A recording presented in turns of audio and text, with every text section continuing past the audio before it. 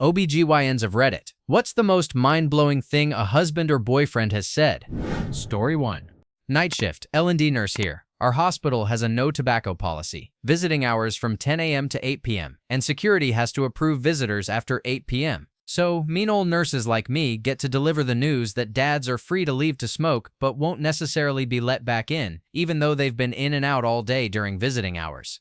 I personally think the rule is dumb, but so are cigarettes. So whatever, I'm just the messenger. COVID has definitely complicated visitation policies, and let me tell you, dads say some pretty awful stuff when they really want a cigarette. I had a patient who was getting an epidural and was extremely nervous about it. The dad not only refused to hold her hand but said, "I gotta get the hell out of this room. That needle is scary as heck." Okay, fine. I'd rather him leave than pass out. But then literally as the CRNA was working to place the epidural, the dad shouted from behind the curtain, "Babe, what is your credit card number? I'm ordering pizza." He then came around the curtain while I was holding the patient and tried to go toward the CRNA's sterile setup because her wallet was in a closet in that area. I told him to stay back from the sterile table, so the patient proceeded to tell him her credit card info out loud in a room full of strangers while in labor and receiving an epidural. And she had been on clear liquids all day, but her clueless father of baby was asking for her money to order himself a pizza. Same guy also told me I wasn't allowed to run a urine drug screen on his girlfriend, standard protocol at my hospital, because, and I quote, "we don't do drugs." He made me pretty nervous, and while normally it doesn't bother me to explain our smoking rules, I had another nurse come in with me after he said he needed to smoke. Then, right before we moved the patient and baby to the postpartum unit after delivery, he got us again. He accused us of sexism because our policy doesn't allow anyone, including staff, to carry babies in the halls. He wanted to carry the baby to their postpartum room. The baby had to either stay in the rolling bassinet or be carried by the mom, or I guess the dad if they cared that much, in a wheelchair. That situation almost got ugly, but we managed to de-escalate it, thankfully. Alternatively, I've had several patients deliver without their support person because a cigarette took priority. Side note, if you're a first-time mom, I know you're excited to meet your baby, but don't elect for a non-medically necessary induction before 40 weeks, especially if you're only 1 centimeter dilated. Your baby isn't ready to come out yet. You'll likely need some form of ripening that can take up to 12 hours, and you may end up not having your baby until the next day. It sucks, and if your support person smokes, they're going to get grumpy. Before we continue, do us a quick favor, smash that like button and subscribe to support our channel. Story 2. My mom is a nurse, not an OB or GYN. One patient decided to bring her husband in for labor and delivery. The guy was an absolute jerk. He brought his phone and played games while his wife was in labor, offering no support at all, just standing there. The final straw came when he decided the delivery was taking too long and started acting all pissy, yelling at everyone to hurry up. The wife got so stressed she wasn't pushing, so they decided to kick him out. Naturally, he was even more upset. After the delivery, she requested that they let him back in, and they did. The guy wasn't even happy to see his baby. He was just mad that she had kicked him out. They left soon after the baby was evaluated and the mother taken care of. I hope she left that guy. Some men can really be jerks. Story 3. Back in my OB rotation in medical school, we had a pregnant woman who was super morbidly obese with a BMI in the 70s. At her first prenatal visit, the resident asked about her pregnancy history, any past difficulties with fertility or conception, and any problems so far. Pretty standard as I understood it at the time. Her husband then chimed in about the conception. They had no trouble conceiving, but he went into detail that completely shocked my inexperienced mind. The wife's mother and sister had to help by holding her thighs aside. I know, I still don't have words. Story 4. OBGYN here. Residency story. A boyfriend got into an altercation in one labor and delivery room because his girlfriend found out he was also the baby daddy of the woman 3 doors down. His excuse for going outside to smoke was really just going to the other room. He couldn't smoke on campus, so he'd be gone about 30 minutes. She threw him out after he said, "I hope my boy tears you up on the way out, bish." In the delivery room of the other woman, he had the audacity to tap me on the elbow like we were friends and say, in front of her, "Make it tight for me, doc. My boys be wrecking it from day one. You know what I mean?" And amazingly, I got in trouble for saying, "You're friggin' gross. Don't touch or talk to me." Story 5. I don't know how mind-blowing this is, but I see a lot of young dads who are only vaguely interested in even being in the delivery room. Current societal trends and medical studies say it's the right thing to engage the family, but honestly, some people just aren't equipped. One example, a couple of years ago, I admitted a pretty sick young woman with preeclampsia. She was stable, so her husband left to get food and some things from home. A few hours later, I was called back to the room. She had progressed rapidly and was ready to deliver. When I entered, the room reeked of fast food. The husband had bought enough fast food for 4 people and eaten it all himself. The smell of the fryer was overwhelming. The poor mom was NPO, no food or drink, so the smell just added to her nausea and caused her to vomit repeatedly. My nurse had asked the husband multiple times to eat in the waiting room, but to no avail. As delivery became imminent, we tried to engage the husband in the childbirth process and have him provide emotional support to his wife. Instead, he was busy trying to hook up a video game system, a PlayStation 4 I think, to the hospital's wall-mounted TV. These TVs aren't set up for easy access, as they sit flush against the wall. The husband was sweaty and distracted throughout the pushing, delivery, repair, and initial bonding with the newborn. He constantly muttered to himself about hooking up his game system and essentially ignored his wife. After about 45 minutes, as we were finishing up, he turned to say, "Good job, Han," and then plopped down to play a first-person shooter. We had tried to engage and redirect him, but of course our focus remained on mom and baby. The young woman was so sweet and excited but clearly demoralized by her husband's behavior. The nurse said he was like that all night. What a jerk. There was no evidence of abuse or neglect, and the couple otherwise seemed close, but he was unhelpful and probably shouldn't have been in the room at all. This kind of behavior is not uncommon though. Story 6. I did women's and infant nursing for 10 years. This story involves the mom, not the dad. About an hour before shift change, we received a cesarean admit. Per facility protocol, we used an injectable opiate in her epidural to manage pain. A common side effect of this is itching, keep that in mind. Also, apologies for the cussing, I'm recounting things verbatim. The patient was being wheeled on her bed to her room, and the itching was hitting its peak during the transit. I received her in the hallway, helped wheel her into the room, got her comfortable, and started prepping her chart. Not 2 minutes after I stepped out of the room, commotion broke out inside. She was screaming. I ran in to assess the situation. Immediately, she grabbed my hand at the bedside and begged for the itching to stop. She was actively sitting up, a big no-no post-op, and scratching. "Oh my God, help! Someone scratch it!" she shouted. At that exact moment, the husband finally arrived. He looked at her and said, "Scratch what, honey? Big mistake." I've never seen pure evil before, but this woman nearly came unglued. She looked at him and screamed, dead to rights, "My buns, you craphead. If it wasn't for you, we wouldn't be in this mess. Now scratch my buns." We're trained to keep a poker face, but not a single person could maintain it. Every single one of us, family, patient care techs, everyone except the dad died laughing. Most of us were crying from trying desperately to hold on to a shred of professionalism. Nope, it was completely gone. I had to excuse myself to grab the IV Benadryl to send her into non-itchy bliss. Runner-up, I'm also a trained lactation consultant, which means I'm an expert at helping new mothers breastfeed.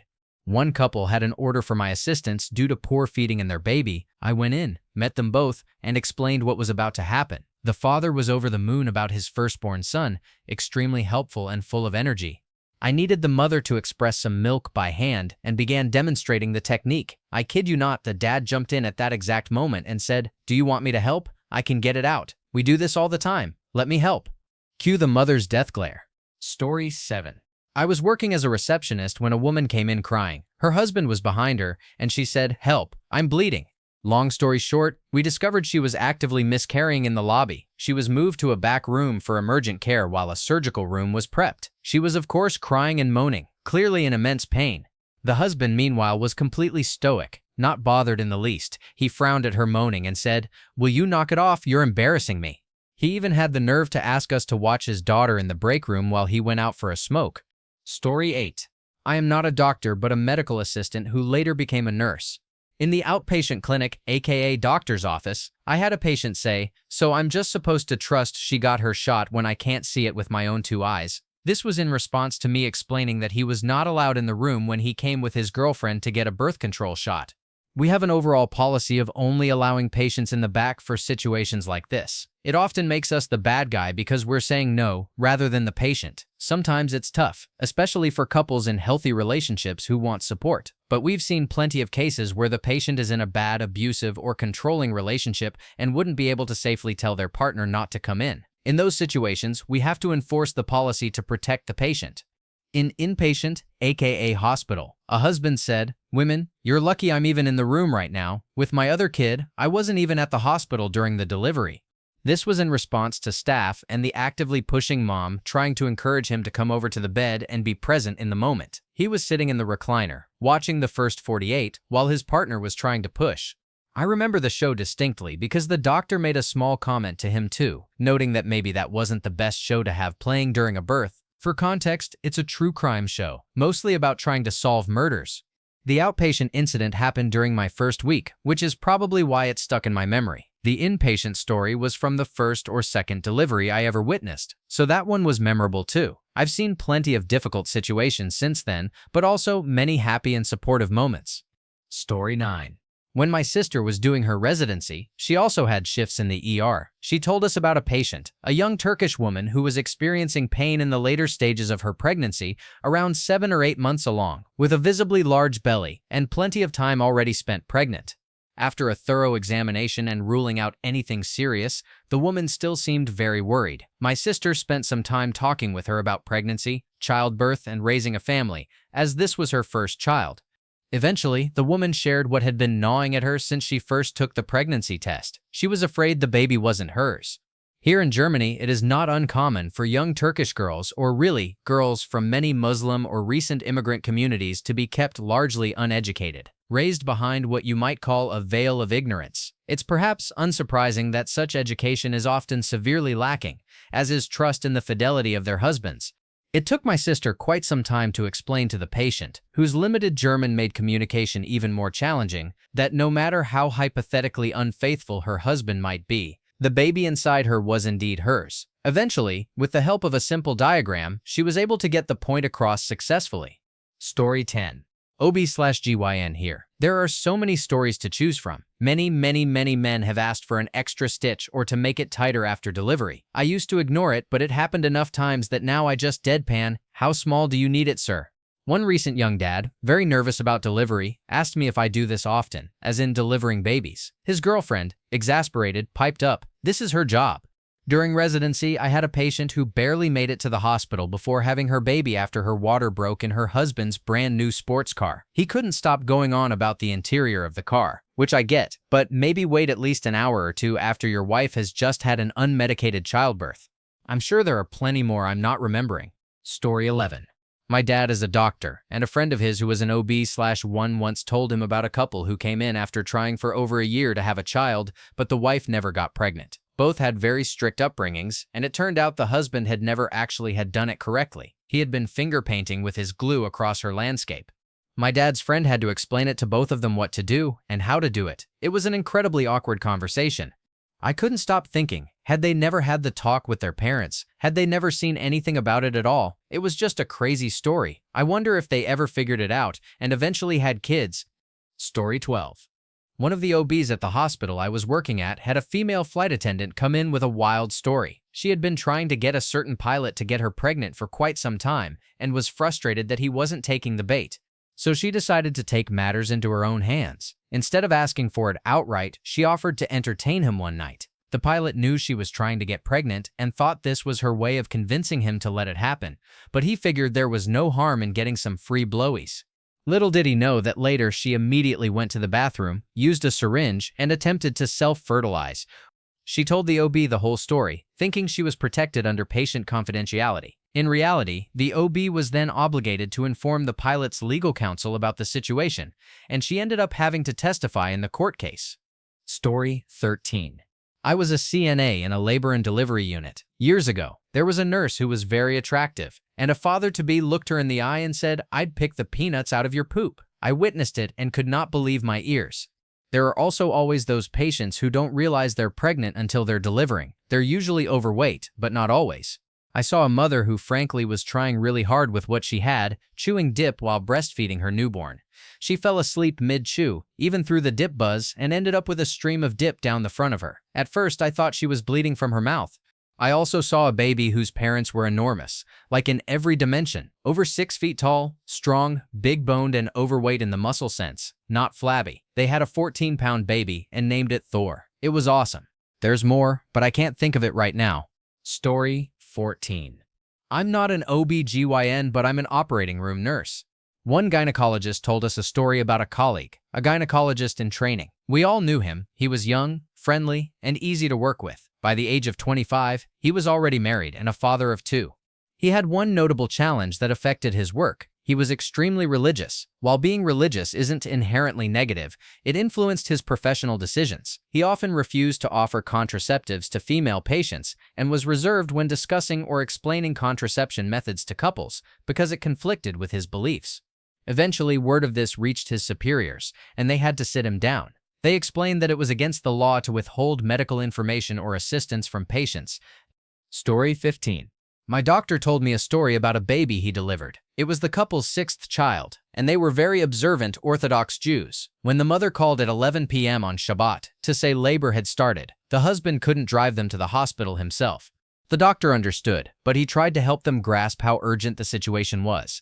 Since the delivery was likely to be very fast, he raced to the hospital and waited for them to arrive.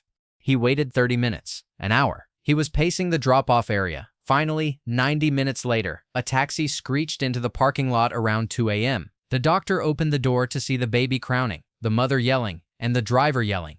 The husband threw open his door and sprinted off into the parking lot. He did a full loop while the baby was born, then ran back just as the nurses were wrapping the baby and getting the mother and newborn into a wheelchair. The doctor asked, "What happened? Where did you go?" The dad said, "I just didn't know what to do." Poor guy was so hopped up on adrenaline, he just took off. Story 16. My sister is an OB/GYN, and she's got some great stories. One patient came in with her fourth baby at the age of 20. My sister politely suggested that 4 babies was a lot and asked if they were planning to settle down. Nope, the state pays for up to 5 kids, and they said they'd be back in a few months when she was pregnant again. Another patient didn't know how to pronounce her own name. My sister had seen her chart and knew it was spelled Psychola, so she pronounced it Psychola. After a few minutes, the patient started screaming that she was mispronouncing it. It was actually pronounced Prokasha, as if it were spelled Prokatisha or something. She insisted, "It's pronounced Prokasha. It's French." My sister calmly replied, "I'm sorry, but your name is Psychola. I took 2 years of French, and in France it's pronounced Psychola."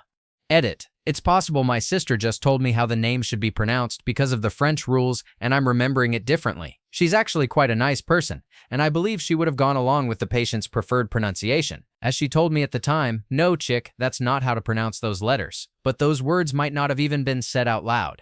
Regarding the first story, I kept it short, but some people have taken offense at the comment about 4 kids at 20. That comment came from a place of genuine worry. It was only after the inquiry that the patient revealed how they knew the state pays benefits for up to 5 kids and that they were planning to live on government support. I'm sure my sister's curiosity and concern stopped there. Story 17. I'm not an OB/GYN. I'm a guy, but I have a good story. I was 18, in college, and dealing with a weird throat problem. Esophageal spasms, it turns out. I went to a doctor on my own for the first time and had to pick a provider from a list on my parents' insurance. I, an 18-year-old dude, did not know what OB/GYN meant and thought it was just a general doctor. I called to make an appointment, and the receptionist said, "You know she's a lady doctor, right?" I thought, why does it matter that she's a woman? I've had female doctors before. I insisted that I needed to see her because she was on my insurance plan. The receptionist hesitated, then made me an appointment. While waiting in the exam room, I did notice lots of diagrams, but I just figured the rooms were themed or something. The doctor was super nice, and she actually opened a medical textbook in front of me to try to figure out my problem, which she did. Fast forward a few years, my wife is pregnant with our first child, and we walk into the OB/GYN office together. I stop in the doorway when I see the sign, and suddenly it all clicks. I had been some weirdo insisting on seeing a gynecologist for my throat problem, completely oblivious to the waiting room full of women and the 100% of walls covered in downtown area pictures. My wife was laughing when I told her. Story 18. I have a cousin whose wife was in labor with their first child. She's tiny, 5 feet, 2 inches, and about 110 pounds, and she had reached that point of pain where her eyes had glazed over. This was also when I learned that some women vomit through the entire labor process. The physician asked her about an epidural, and my cousin said she wasn't allowed. I remember his post on Facebook after their daughter was born. "Our daughter is here, and we did it without any drugs, praise God." His wife changed almost overnight after that. They're still together, but she's even tinier, daydreams a lot, and is now sick all the time. Before, she was giggly, sweet, and funny. Story 19. A family member works as a midwife. He had a guy bring in his very, very young wife, much younger than him, in active labor. She spoke very little English, had received no prenatal care, and was relying on her husband's mother to translate. Luckily, she delivered a healthy baby girl, and staff left her in her room once she was comfortable. Sometime later, they heard screaming. Staff ran into the room to find the husband attempting to do it with her. Referrals were made, and further help was offered, but she insisted on leaving with him when discharged the next day. Story 20. Not exactly a mind-blowing story, but still kind of funny. When I was in medical school, I did my OB rotation in the high-risk area. Most medical students were intimidated by this unit, so I ended up being the only student with an amazing attending and got to do a lot. We nicknamed the attending on this service the random thought generator. If he thought of something, he would just say it or act on it immediately. We had one patient who showed up on our service in active labor. Her pregnancy had been completely uneventful, so we weren't sure why she ended up on our high-risk service. But hey, we'll take a normal patient. She arrived with perfect makeup, perfect hair, and the perfect epidural, completely comfortable and in no pain or distress. The attending looked at me and said I'd be doing the delivery. I thought, okay, no problem. Then he turned to the father and said, no, you'll deliver this one. The father went wide-eyed, and the mother started laughing. He's an air traffic controller. I've never seen him panic before. The nurse took him to the sink, gave him a scrub brush, and had him start washing his hands. Meanwhile, we turned back to the mother. Okay, push, 1, 2, 3, 10. Relax. We glanced at the dad, and he was still scrubbing that same finger he'd started with. Okay, good enough. Deliveries are by no means sterile. We got the dad suited up with gloves and the necessary gear. Our attending didn't use stirrups. He delivered straight onto the bed. He positioned the dad on the bed with the attending on one side and me on the other, and the dad delivered his own healthy child. Story 21. A story from my internship. I was checking a woman who wasn't progressing in labor and thought, that's not a head. Sure enough, the baby was breech. She was very small, and the baby was large, so it was clear she would need a C-section. She was a recent immigrant from a small third-world country, alone, and spoke absolutely no English. Unfortunately, nobody on the unit spoke her language. I did my best to mime and explain what was happening and what we were recommending. She nodded, but I had a strong sense she didn't fully understand. We sent someone down to housekeeping and the cafeteria, hoping to find any hospital staff who could translate. Fortunately, we eventually found someone. It turned out she understood that the baby was breech, but she thought we would literally have to cut her open and end her in order to save her baby. The relief and joy on her face when she finally understood the plan is something I'll never forget. The staff member from housekeeping was wonderful and stayed with her to provide support until she went into the OR. Story 22. My father got some odd looks for his declaration. See, I told you that you were in labor. Here's the context. My older sister was 3 weeks late and had to be induced. So when my mom was pregnant with me, she assumed the due date was just a rough estimate and planned her life accordingly. She had weekend plans, was taking work meetings up until the morning of, and so on. Then, on the exact due date, she was taking a bath and suddenly said, ouch. A few ouches later, my dad said, honey, are you in labor? Mom insisted that it was impossible. Now Dad has 3 sisters and 13 nieces and nephews, so he'd seen women go into natural labor many times before. He tried reasoning with her, but you're feeling cramps, spaced roughly the same number of minutes apart, and you're 9 months along. Don't you think there's a chance you're in labor? Mom straight up denied it. She didn't think it could be labor because her experience with induction had felt way worse. People had told her that a second labor could feel different or faster, but she didn't really believe it. This went on for what my dad insists was 2 hours, though Mom will go to her grave, swearing it was no more than 30 minutes. Finally, Mom conceded. Okay, I can at least shave my legs in case we end up going to the hospital tonight. Readers, they did go to the hospital that night. In fact, they arrived with her almost fully dilated, and I was born within 90 minutes of their arrival. Dad was part vindicated and part ready to have my mother's head examined when the doctor said, gee, I'm surprised you waited this long to come in. Story 23. Obligatory, not an OB, but funny story. My husband is a smart guy, engineer, master's degree. When I was pregnant and the due date neared, he grew increasingly concerned about my weight gain, asking my weight, where I should be, how much more I'd gain, and so on. I got more and more irritated. Finally, he hits me with, I'm really sorry, but I'm just not sure if I can carry you down the stairs if you get much bigger. What? He honestly thought I would be completely incapacitated the second I went into labor and that he would have to carry me to the car from our 4th floor walk-up. Where he got that idea, I still don't know. Story 24. I'm not an OB/GYN, but I am a flight medic, and I've delivered 3 babies. I'll never forget any of them. The second baby I delivered came about 5 weeks early, roadside, in the middle of nowhere. The family had been camping in the desert when the mother went into labor. By the time we arrived, there was no turning back. The baby's head was already visible. The mother was squatting with her forearms on the middle row of seats in a van. her loose dress falling around her and her backside aimed out the door. Just as she was pushing, the father said, "Wait, wait, wait, we might get blood on the floor." The mother shot him the fiercest death glare and snapped, "Screw your mom's van." That became a unit motto. Story 25. I definitely gave a story to the nurse who was caring for my wife and me after our second. My wife had been in labor all day, on nothing but liquids, and didn't give birth until almost 9 at night. We were finally relaxing, relatively speaking, while holding the baby and chatting with the nurse. I turned to ask her a question. She paused, turned away, then turned back to me and answered, "Not anytime soon." Disappointed, I pressed for more specifics, since my question had been, "When can my wife have snacks?" That was a pretty vague answer for someone who hadn't eaten in 12 hours. It turned out she thought I was asking when my wife could get intimate with me again. After a good laugh, the correct answer came. She could have snacks in a couple of hours. I can only imagine what was going through the nurse's head before the clarification. Story 26. My dad was an OB/GYN for more than 30 years before retiring. He once told me about a deeply religious couple who came in because they were having trouble conceiving. When he examined the woman alone, he discovered she was intersex. She had male gonads that had not descended, no uterus, but otherwise a normal female parts. She was only 18 and was devastated to learn this. She feared her husband might become violent, believing that by being with her, he had somehow been gay. My dad offered her options. He could call the police if she felt unsafe, connect her with counseling resources, or help her keep things discreet. The nurses also gave her phone numbers for support. She declined all of it and asked that they tell her husband together. When they did, the man was heartbroken. Both left the office in tears. My dad never saw her again and has always wondered what became of her. Edit: several people have asked, how did she not realize something was wrong when she missed her period for years? I asked my dad the same question. His answer, as I recall, was that she did experience mild and intermittent menstruation-like symptoms, cramps, some bleeding, and so on, but they were very far apart and, in hindsight, unrelated to true menstruation.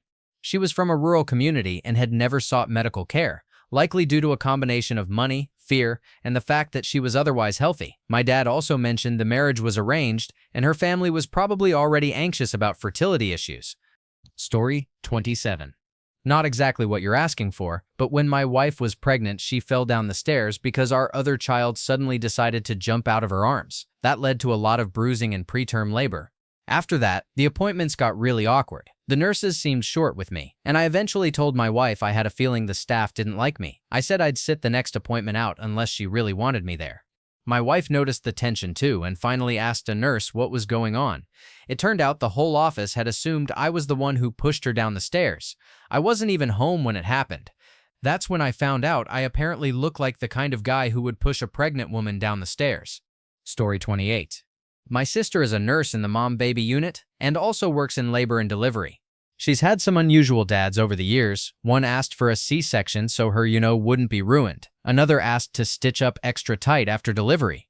Bonus story, there was a dad who just couldn't seem to keep his shirt on during their entire stay. The nurses had to have multiple conversations with him. Story 29. We were attending a seminar to prepare for IVF, with a room full of couples, a few doctors, and fertility techs talking to us. They explained that they often implant 2 or 3 embryos to increase the chances of having at least one viable child. They also covered the risks of twins and triplets, higher risk for the babies, possible disabilities, and early labor. One husband, having just absorbed all of this, immediately put up his hand and said, "Twins sound cool. I want twins. How do we get twins?" Not even asking his wife first. Story 30. It's probably not the most mind-blowing story, but I met a bit of a jerk recently. This kind of thing happens sometimes with couples where the mother doesn't speak very good English, but the father does. We occasionally have trouble getting information across to the mother because everything goes through the dad first. Anyway, this particular time we called to change an appointment for her, and he answered. He refused to put her on the line and also stated that she wouldn't need an interpreter. I read all this in her online notes before reviewing her. Obviously, she did need an interpreter. He had been waiting outside but had just driven home for lunch because things were running late. Quite annoying. Story 31. I am not an OB/GYN. When I was 22, I was pregnant with my ex-husband and my daughter. I had previously been treated for cervical cancer at 19, and after surgery, I was told that it would likely be difficult or even impossible for me to conceive.